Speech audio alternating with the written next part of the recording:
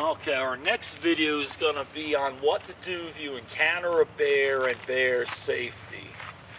Well, if you encounter a bear, the ideal distance to be is 75 to 100 feet or further, but further gets a little hard to see, especially in the overgrowth of the trees.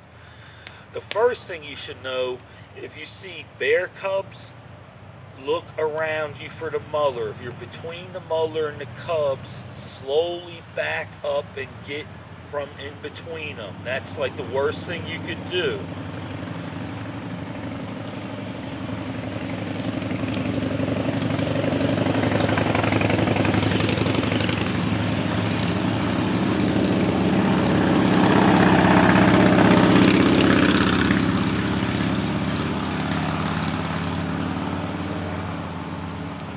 Also, the biggest thing that attracts bears to campsites and picnic areas is people leaving food out.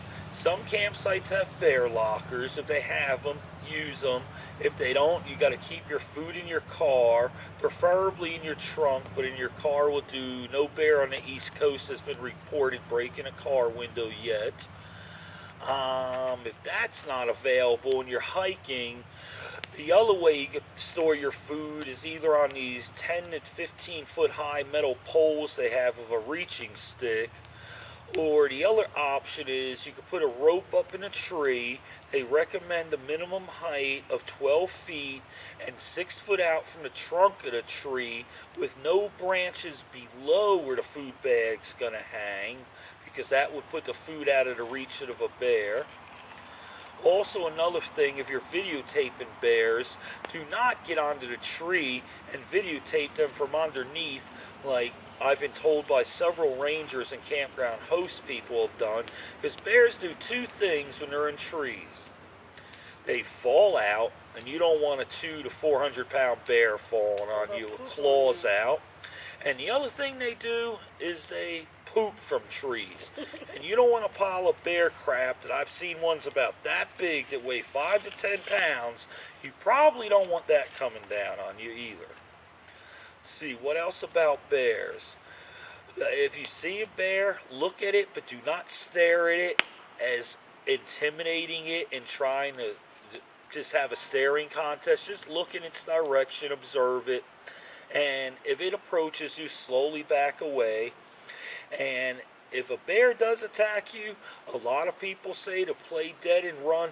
No, that is bullcrap. It is wrong. If a bear attacks you, fight it with everything you got, because those other tricks do not work historically the vast majority of the time.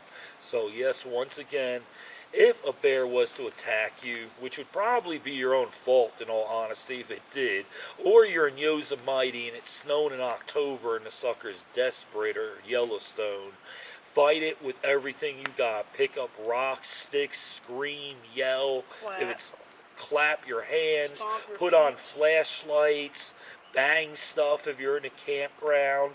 Stomp your feet.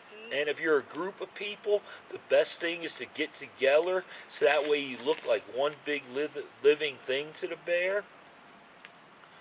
Also, if you're hiking and there's a bear on the trail, that's one time you should definitely go off the trail and circle at least 50 feet around the bear, keeping attention to where he is and make sure he doesn't start following you.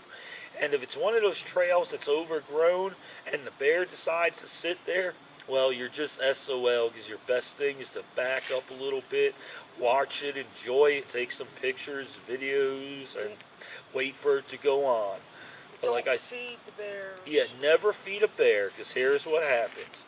If you feed the bear, they're very smart. They will come back to you and other people looking for food. After a while, they're going to expect food, and this is when the few bear attacks in this country have occurred, is when people have fed bears. So the bottom line is, if you feed the bear, it's going to lose its fear of people, it's going to hurt someone, and it's going to need to be killed. And that is wrong, because it's not the bear's fault, it's human beings' faults. The biggest thing with bears is don't get between them and a cub, especially if it's a grizzly bear out west. Definitely don't get between them. And I think that's pretty much everything about bears. The big thing is put your food up, don't feed them on purpose or inadvertently, and that I would say is that. I mean, we've heard so much not to take your toothpaste, your deodorant, your soap, or any of that into your tent. And oh, yeah, never ever take food in your tent. Never ever eat in your tent. Because if you drop jelly or something sugary in your tent, bears love honey or anything sugary. I even heard they'll devour corn syrup just as quick. So it doesn't matter what kind of refined sugar it is or anything. Bears are omnivorous. They will eat anything. They eat mainly 90% vegetable matter, but they do eat 10% other food, which could be deer, fawns, rabbit, which we saw a lot of rabbits. That's one thing we forgot.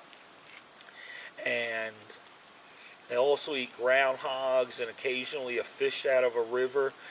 And so just don't feed the bears, observe the bears, enjoy the bears, but just don't feed them and don't invite them into your campsite that way.